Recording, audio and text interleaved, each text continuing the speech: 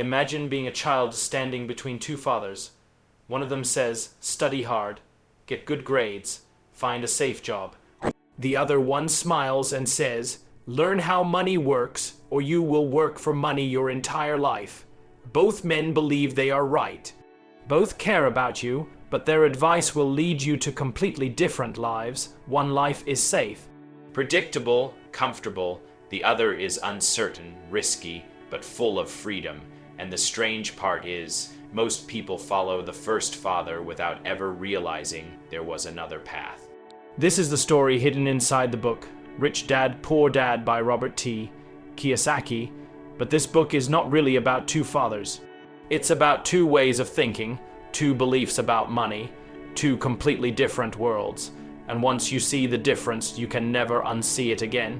So if you enjoy deep journeys into powerful books like this, make sure you subscribe to the channel, because here we break down the ideas that can quietly change the direction of your life.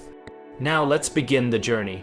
Robert Kiyosaki grew up in Hawaii in the 1950s. To the outside world, his family looked successful. His real father was highly educated, a respected man, a government employee, a man who believed deeply in education. He had a PhD, a stable job, and a strong belief in working hard. This was the man Kiyosaki calls his poor dad. But here's the twist. Poor Dad was not poor because he lacked intelligence. In fact, he was extremely smart. He simply believed in a system that quietly traps millions of people. Go to school, get good grades, find a secure job, work hard, save money, retire someday. It sounds logical. It sounds responsible, but Kiyosaki began noticing something strange. Even though his father was educated, even though he worked incredibly hard, money always seemed to be a source of stress in their home. Bills arrived, arguments happened, raises never felt like enough. The harder he worked, the more pressure seemed to appear. Meanwhile, there was another father in Kiyosaki's life. His best friend Mike had a dad. This man never finished high school. He didn't wear suits, he didn't talk like professors, but people quietly respected him. Businesses grew around him. Money seemed to move toward him naturally. This man became Kiyosaki's rich dad. And here's where the story becomes powerful. Because Rich Dad didn't teach through lectures, he taught through experiences, through small lessons that slowly reshaped how a young boy saw the world. One day, when Robert was just 9 years old, he went to Rich Dad and said something that millions of people still say today. I want to learn how to be rich. Rich Dad didn't immediately give him advice. Instead, he gave him a job. But the job was strange. Robert and Mike worked in one of Rich Dad's stores. They cleaned shelves, swept floors, organized comic books, and for hours of work, they earned just 10 cents. 10 cents. After weeks of this, Robert became angry. He felt cheated. He felt exploited. He felt like he was being used. And that moment, that frustration, was exactly what Rich Dad wanted. Because one day, Robert walked into his office and exploded. This is unfair. You promised to teach me how to be rich, but you're just making me work for almost nothing. Rich Dad smiled. Then he said something that quietly reveals the entire theme of the book. That's exactly what life does to people. You see, most people grow up believing that working harder will solve their money problems, but Rich Dad wanted Robert to see something deeper. The system trains people to work for money. School prepares you to become an employee. Companies reward you for trading time for income. But the moment you stop working, the money stops too. That's the trap, and Rich Dad called it the rat race. The rat race is one of the most powerful symbols in the book. Imagine a hamster running on a wheel. The faster it runs, the more exhausted it becomes, but no matter how fast it runs, it never actually moves forward. That's how many careers work. You get a job, you earn money, then you buy things to match your new income. A bigger house, a nicer car, more expenses, more bills, and suddenly you can't stop working, because the moment you do, everything collapses. So you run faster, you chase promotions, you work longer hours, but the wheel keeps spinning. And the strange thing is, society praises this behavior. People call it success, but Rich Dad asked a different question. What if the goal isn't to work harder, but to escape the wheel? This is where the book introduces one of its most famous ideas, the difference between assets and liabilities. And this idea is so simple, yet it destroys the financial beliefs most people grow up with.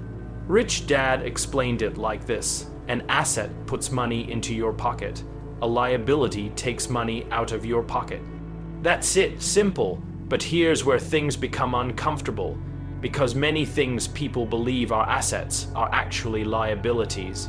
For example, most people believe their house is their biggest asset, but Rich Dad challenged this belief. A house costs mortgage payments, property taxes, repairs, insurance, maintenance. Money constantly flows out. So unless that house produces income, it behaves more like a liability. And this is the pattern Kiyosaki began noticing everywhere. Poor people and middle-class families focus on earning income, then spending it on liabilities. Rich people focus on acquiring assets. Assets like businesses, real estate that produces rent, stocks, investments, systems that generate money even when you're not working. It's like planting money trees instead of chopping wood every day. And slowly, Kiyosaki began seeing the world differently. Every purchase became a question: will this make me richer or poorer? This shift in thinking is the real transformation inside the book. Because Rich Dad didn't tell Robert to avoid work. He encouraged him to work, but for a different reason. Not for the paycheck, for the education. One day, Rich Dad told him something that sounds strange at first. Don't work for money, work to learn. Most jobs teach only one skill, but Rich Dad believed wealth requires many skills. Sales, negotiation, investing, understanding markets, understanding human psychology, financial intelligence. And this is something traditional schools rarely teach. Schools teach academic intelligence, but Rich Dad believed financial intelligence is what creates freedom. That's why many highly educated people still struggle with money. They know how to earn, but not how to multiply. And this creates another powerful conflict in the book. Fear of losing money, fear of making mistakes. Fear of looking foolish. Rich Dad believed fear is the invisible force that keeps people trapped in the rat race. Because when people fear losing money, they avoid opportunities. When they fear failure, they stay safe. When they fear criticism, they follow the crowd. But Rich Dad taught Robert something different. The most successful people are simply the ones who learned how to fail intelligently. They lose money, they make mistakes, but every mistake becomes education, and over time, that education compounds. Like interest, another pattern Kiyosaki noticed was how people react emotionally to money. When people get raises, they celebrate by increasing their lifestyle. New clothes, better cars, bigger homes, but Rich Dad saw this differently. He called it lifestyle inflation, and he believed it silently destroys wealth. Because the more you spend, the more trapped you become. The trick, he said, is simple but difficult. Increase assets before increasing lifestyle. Let assets pay for luxuries, not your salary. That way freedom grows instead of pressure. Now here's where the book becomes almost philosophical.